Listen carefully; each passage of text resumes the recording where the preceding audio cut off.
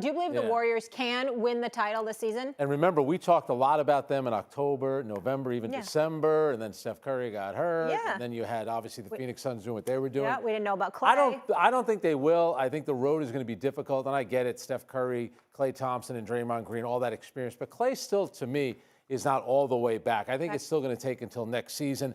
I'm not going to give up on the Phoenix Suns. I think with Devin Booker, that hamstring injury maybe keeps them out of this series. I think they'll get past New Orleans. But the one thing about the Phoenix Suns and what they've done this year about taking the regular season seriously, and they got so close to the finish line last year, Molly, and Chris Paul, he wants to end his career. Not that he's going to end this year, but he wants to have a championship on that resume. I think the motivation is there. I think the experience is there. And their role players, guys like Mikal Bridges, DeAndre Ayton, I think they're ready for this moment. By the way, Mikal Bridges, and you'll like this, Steve, because I know we complain about players not playing. He led the league in total minutes. Do you know if this was the year 2003, he would have been 36th in total minutes. This year, he's first. There's just something about this Phoenix Suns team. Yeah. I just don't think Golden State is going to get it all together. I think the road is too difficult. Again, all the respect in the world for that group. I don't think they do it this year. Okay. Well, to piggyback off of what you said, I mean, as it pertains to people being available and showing up to work, there's only 5 players in the NBA that haven't missed a game this year. Yep. 5 out of 450 plus. Amazing. That is the lowest in NBA history. That's a damn travesty. And that's something that the NBA will address. You and I both know if collective bargaining negotiations are going to be very, very interested with some of the stuff that some of these players, not most, not all, but some of these players have tried to get away with. NBA ain't having it, and damn it, I don't blame them. Now, having said all of that, you're talking about the Phoenix Suns and how they're worthy and warranted, and it's warranted that they're the favorites. I don't disagree with that. I think they are the favorites. I think from start to finish, when you consider the level of consistency that they've put on display, they, without question, have been the best team in basketball. I've seen the best team in basketball get knocked off before, and so have you. And I think this is a year it's going to happen. I ain't betting against these Golden State Warriors, bro. And ain't there's no shade. There's no shade on the Phoenix Suns. What I saw from the Warriors, and I got it, matchups, styles make fights. We know that Denver's in over their head because they don't have Jamal Murray and Michael Porter Jr. I get all of that. When you look at Jokic and the big boy DeMarcus Cousins as well, these are guys that you got that set up, but that doesn't work in a matchup like this because you got thoroughbreds, road runners on the other side that are the Golden State Warriors. And they ran Denver out of the state in game 2, out of the state. I mean, I haven't seen a performance like that. I mean, it was something spectacular to behold. And I was actually going to go to that game Monday night, Frank. I was actually going to go to that game. And I said, you know what? I got to be back here too early. I ain't going to do it. So I didn't go to the game. And damn it, I regret it. I really regret it. I should have went to that game because it was that spectacular to behold. Steph Curry, Klay, and then Jordan Poole. This young brother is something special. He is something special. And he's more like Steph Curry than Klay. His movement without the ball, his ball handling skills, his ability to use those skills to get to the basket, and the range with which he pulls up from. Now, that mirrors both Klay and Steph. But Klay don't handle the ball like that, okay? And so when I look at it from that perspective, I just say, I got a nickname for them, Frank Isola. It's Lethal Weapon 3. Remember, I ain't talking about the movie with Danny Glover and Mel Gibson Jr. Get out of here. I'm not talking about the movie. You're reaching. Hold on. I'm not talking about the movie. I'm talking about Georgia Tech, Kenny Anderson, Dennis Scott, Brian Oliver. You remember that back in the day. It was something special. And I'm looking at Poole, Steph, and Klay, and that's my nickname for them, Lethal Weapon hang on a second. 3. Hang on. You must be going a little soft out on the West Coast. We didn't know anything about Cam Johnson last year. What did he do for Phoenix? Mikal Bridges, think about the way that he played. Same thing with DeAndre. And how about Cam Payne coming off the bench? So the players that we had question marks about last year for Phoenix, they delivered.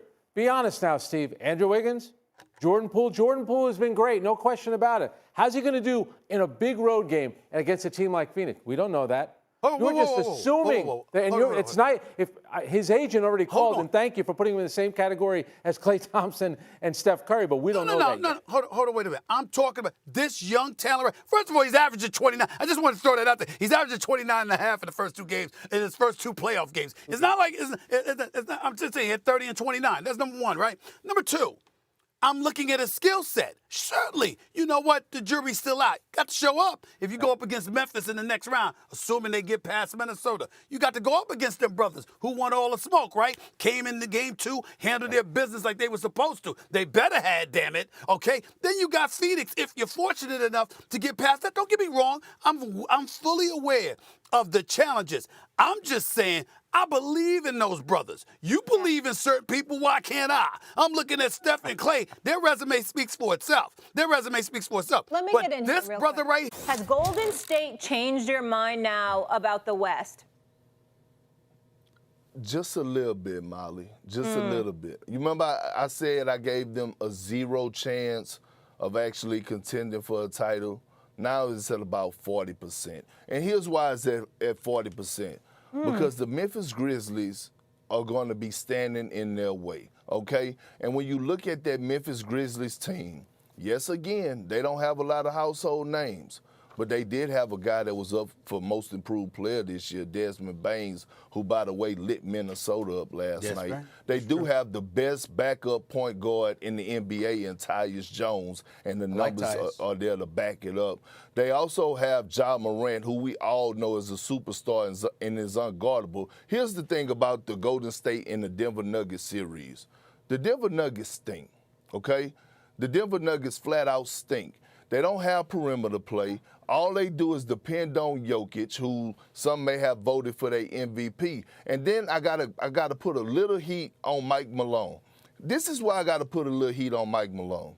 For the simple fact that he played one way, one style the entire season. And that was throw the ball to Jokic, everybody do cutting action. We're going to run almost 90% of our offense through Jokic. So what end up happening is that now you don't give confidence to those other guys like Will Barton and Aaron Gordon and Hollins and Monte Morris, those guys that are sitting out there on the perimeter. So when you get to the playoffs, guess what? And it's time for you to make a play, it's foreign to you. Now, I will say this, Golden State has looked great, but Golden State hasn't matched up with guards that Memphis has. Memphis has the most athletic team in the NBA. Memphis Grizzlies have shooters. Memphis Grizzlies play defense. The Memphis Grizzlies are some dogs. So I'm not taking anything away from Golden State, but let's just keep it all the way real. The Denver Nuggets really just stink.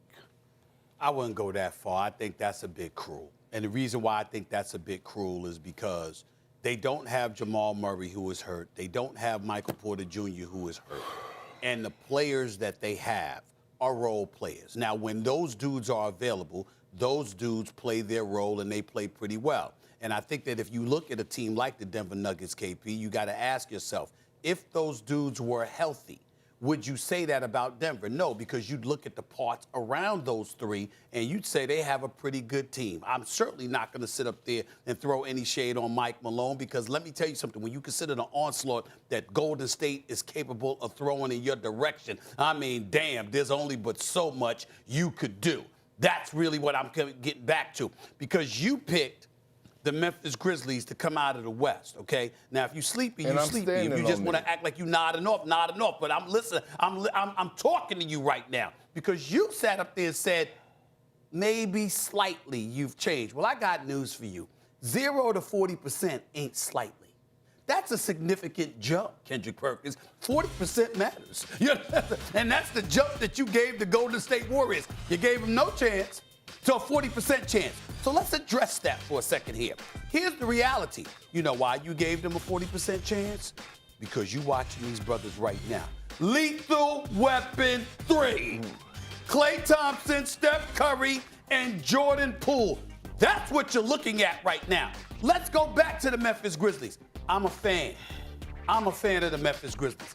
I like their moxie. I like their youth. I like the fact that they go after it. I like their athleticism. I'm very impressed with I've been very impressed with them all year. I think they are easily one of the top 3 teams in the entire NBA. Taylor Jenkins was runner-up for my Coach of the Year candidate. I gave it to Monty Williams because I think he deserves it. And when I think about teams that could beat Memphis, the 2 teams that jump to my mind